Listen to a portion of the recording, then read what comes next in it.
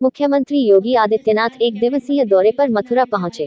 मुख्यमंत्री यहां एकात्म मानववाद के प्रणेता पंडित दीनदयाल उपाध्याय की जन्मस्थली नगला चंद्रभान पर आयोजित 4 दिवसीय मेला का उद्घाटन करा। मुख्यमंत्री यहां से उद्घाटन करने के बाद मथुरा पहुंचेंगे, जहां वह श्री कृष्ण जन्म स्थान पर भगवान के दर्शन करेंगे। भाइयों बहनों, एक और जहां युवाओं के लिए अनेक कार्यक्रम, राष्ट्रीय शिक्षा नीति 2020 उसी का एक उदाहरण है। वह कार्यक्रम भी अनेक प्रकार से उपयोगी साबित होने जा रहा है और फिर से भारत को विश्व गुरु के रूप में स्थापित करने का प्रधानमंत्री मोदी जी के विजन का एक माध्यम बनने वाला है। और राष्ट्रीय शिक्षा नीति के साथ भारत का यह जुड़ाव उसी सपने को साकार करने के लिए है जो कभी पंडित दीनदयाल उपाध्याय जी ने देखा था। अन्नदाता किसानों के लिए याद करिए, हम हर व्यक्ति के स्वास्थ्य के परीक्षण की बात तो करते हैं।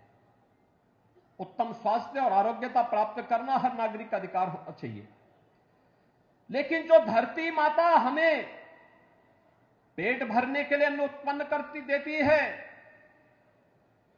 उस धरती माता के स्वास्थ्य की चिंता कभी नहीं हो पाई।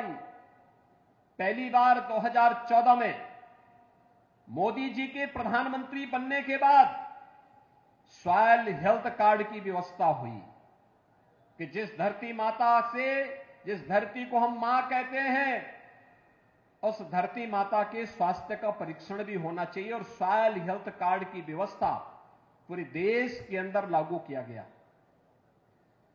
प्रधानमंत्री फसल बीमा योजना, इसके माध्यम से भी किसानों को जोड़ने का प्रयास हुआ। अगर खड़ी फसल किसी आपदा की चपेट में आ जाए तो उस किसान को उसका कंपनसेशन मिलना चाहिए, इसकी व्यवस्था सुनिश्चित की गई।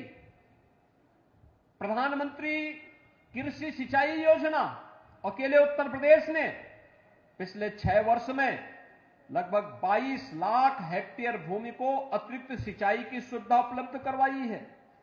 एक बड़ी संख्या है।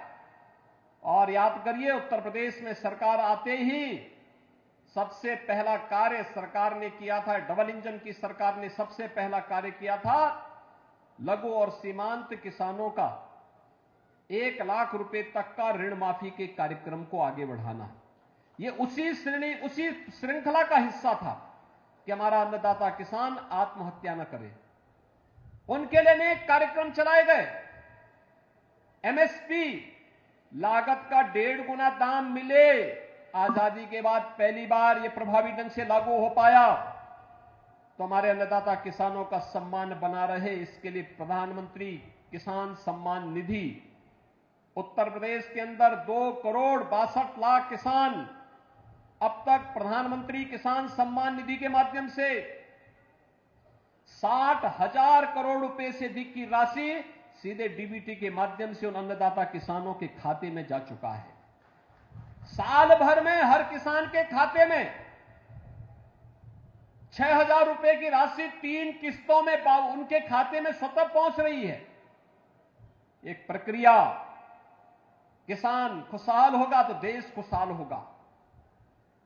और यही तो बात कही थी पंडित दीनदयाल उपाध्याय जी ने कि आर्थिक समृद्धि का मापन आर्थिक रूप से समृद्धि की ऊंचाई पर पहुंचे हुए व्यक्ति से नहीं, बल्कि सबसे नीचे पायदान पर बैठे हुए एक व्यक्ति से की जानी चाहिए। और भारत को समृद्धि के पथ पर अग्रसर करने के लिए प्रधानमंत्री जी ने माध्यम बनाया। गांव को, गरीब को, किसान को, नौजवान को, महिलाओं को, समाज के उस वंचित तबके को जो अब तक योजनाओं से किन्हीं कारणों से वंचित था। भाइयों बहनों,